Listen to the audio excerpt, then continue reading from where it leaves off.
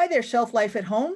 It's Larissa Lai here, and I'm here. I'm going to do a little reading for you from my new poetry book called Iron Goddess of Mercy, which just came out off of Arsenal Pulp Press. See the beautiful cover by Jasmine Welch, who's the new designer there. I'll tell you a little bit about the book before I start reading.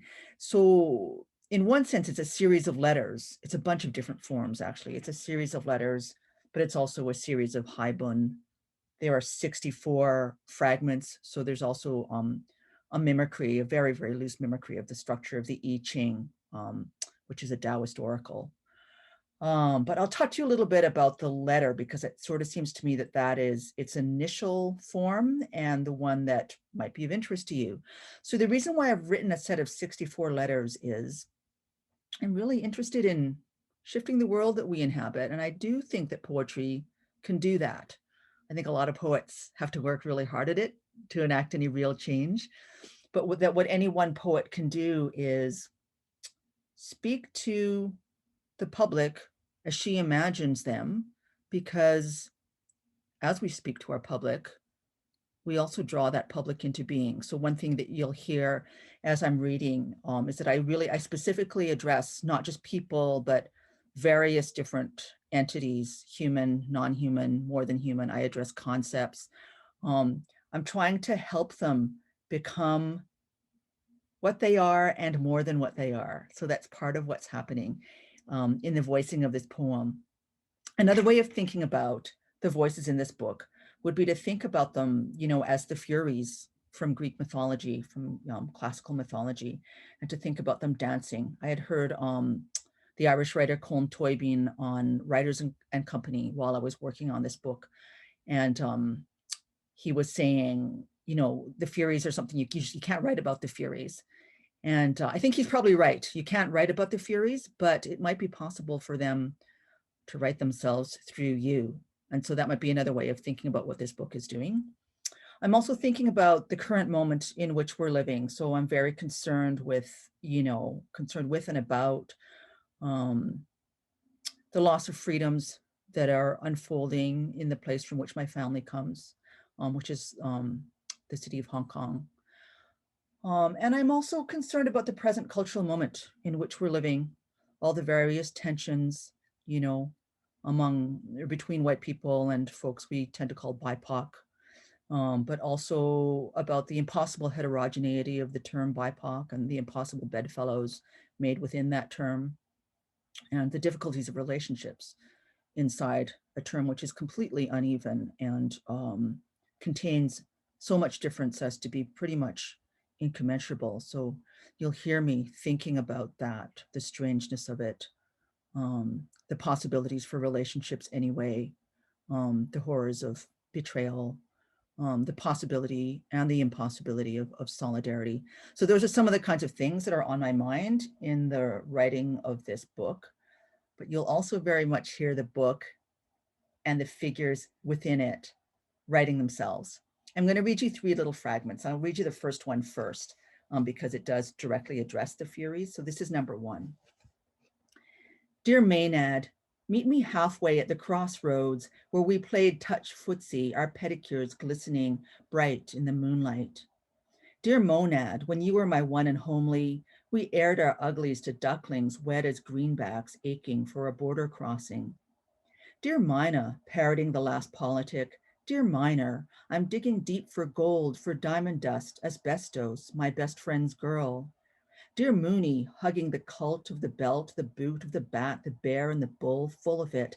Sully my gully, the gray bird rat of the sky screams, dreaming of gullible burgers, as the market door swings open to the gray and rainy. Dear Kool-Aid, dear gut rot, dear deadhead, singing Where Have All the Flowers Gone? Dear Dust Bowl, dear Shanghai Shek, dear Shrek, your smile green, your antenna scan the skies of our distant early warning line. Dear Monster Mash, tear me to shredded chicken, I'm so hungry I could cry. Dear Morning Has Broken, dear Token, my best friend's one and only. Dear Mayhem, dear Mooney, howl at it while your vocals stoical, while the cord of your sword still sharp and dark as a Clark's inkling, recording rust and rebar, tea and totals. Dear Moaner, parroting the harp seal and munching flipper pie. Dear mailman, staking your hot plot, digging deeper where the white man's dug before. I've been working on the stale road, haunting the crossroad where we burnt ghost money, smoking the stairway to heaving boulders rolled from mountains, dynamiting our break on through to the other's mother, the love of my light flight, blasting a rocket ship to Venus. Dear Dolly, gosh golly, implicated in the Hogs Holly, clearing brush for democracy's propolis, staging the metro's underground for undocumented crossings, while the bees buzz around your head till you can't think straight, and they're measuring your cranium for uranium, digging deeper than down for the black gold to bomb your ass to kingdom kumquat, or some young guy, the vegetables of my digital LAN, thirsty as a burst oil pipe, Skyping me in. Seek peace, find labor, buzzing around windsock's empty hive. This is number 23. Dear freedom of speech, you leech grinching undercover as democratic process, I saw you on the counter at Montana's wiping beef grease from your beard. Weird or feared, your Furies dreary, trolling beneath the bridge of birds webbing our digital sky. You swing the pubic of public opinion, spinning the rotten onion one fart at a time, lining your pockets with the proceeds of Wall Street greed, feeding at the trough of rough golf and grim bills passed by bullies in the gamers' chambers, disingenuous corridors of power. You were beautiful once, a bed of daisies, a bed of poses, loaning your armor to all and sundry as part of the parcel, colonialism stressed as democracy. I'm not too shy to wear that dress, battered and tattered, ill-fitting in the hip and crotch, and screaming, gotcha, mad as a crow on the hatter's wire every time the wrong body steps out of line. It's fine. I bide my time, dreaming signs and pigeons passing on the truth of the park, stark as cop cars patrolling my neighbor's hood. Gratitude says, be good. We thought you'd be nice, expedient, obedient.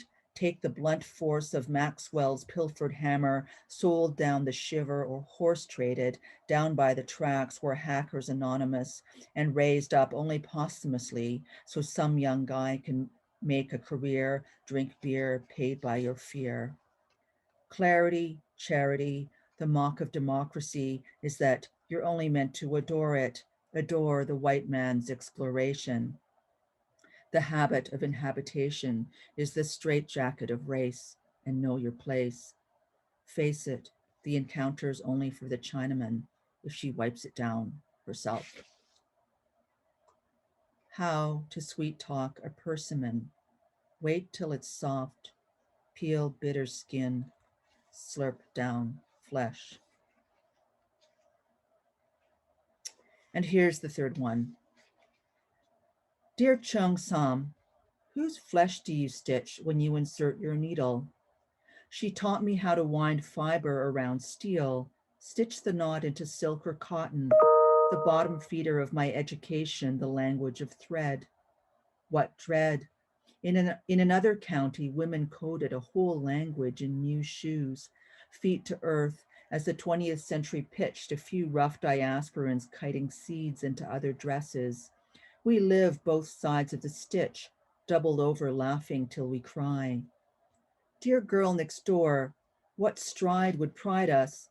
To opt self-comber before the cat of the hermeneutics gorilla? In a language made of thread, mind matters shattering glass ceilings to shower us in real shards. My pards got spots. I dot the rot with code to grow new critters from litter. I spit, I dither, flowers in a fluster as I muster movement to groove the pavement. Rita likes grass that pushes up through cracks, but both concrete and buried roots are real. Don't want to seal the deal and solidify the inside out. I pry, I spy, drink Canada dry to slip the noose of untrustworthy and brink citizenship's uneven habit. Maynard's rabbit out the hoot of her magical top. Old Long-Ear sprints the distance of our long march, while she inks a little blue in the starch to make our collars and sneakers whiter than white. Blue Bunny chooses red pill, swig a bit of moonshine for Chang-O, exiled for the arrogance of doing the archer under. I blunder as Maynard shoots boosters for space on 3210, hero of the feral paring her latest garment down to the garden's finest feather. Magpie chatter, awkward squawk. What grace your tail's blue shimmer. Thank you so much for listening to me from my home in Prague on the way to Vienna. I hope to see you in person sometime soon. Bye, everybody.